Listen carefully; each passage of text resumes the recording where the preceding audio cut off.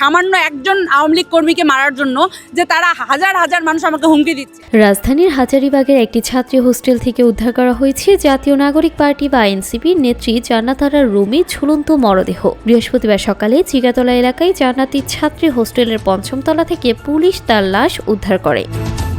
নিহত রুমি এনসিপির ঢাকা মহানগর দক্ষিণের ধানমন্ডি থানা সমন্বয় কমিটির যুগ্ম সমন্বয়কারী ছিলেন। জানা গেছে, গত মাসে শেখ হাসিনার ফাঁসির রায়ের দিন ধানমন্ডি ৩২ নম্বরে এক নারীকে মারধরের ঘটনায় আলোচনায় আসেন রুমি। অভিযোগ রয়েছে, ওই ঘটনার পর থেকেই সামাজিক যোগাযোগ মাধ্যমে তিনি ব্যাপক সাইবার বুলিং এবং হত্যার হুমকির শিকার হচ্ছিলেন। রুমির মৃত্যুকে আত্মহত্যা মানতে নারাজ তার সহযোদ্ধারা। জাতীয় নাগরিক পার্টির যুগ্ম সদস্য সচিব তারেক রেজা দাবি করছেন, এটি সাধারণ আত্মহত্যা নয়, বরং এটি একটি পরিকল্পিত খুন। তিনি অভিযোগ করেন, গত ১ মাস ধরে আওয়ামী লীগের পক্ষ থেকে ক্রমাগত সাইবার বুলিং এবং ধর্ষণ ও হত্যার হুমকিতে অতিষ্ঠ হয়ে পড়েছিলেন রুমি। প্রশাসনের কাছে সাহায্য চাইলেও কোনো সহায়তা পাওয়া যায়নি বলে অভিযোগ করেন তিনি। অন্যদিকে পুলিশ প্রাথমিকভাবে ঘটনাটিকে আত্মহত্যা বলে ধারণা করছে। হাজারীবাগ থানার ওসি জানান, ময়না তদন্তের জন্য লাশ মর্গে পাঠানো হয়েছে এবং তদন্ত সাপেক্ষে মৃত্যুর আসল কারণ জানা যাবে। এছাড়া পারিবারিক কোনো মানসিক চাপ ছিল কিনা তাও খতিয়ে দেখছে পুলিশ।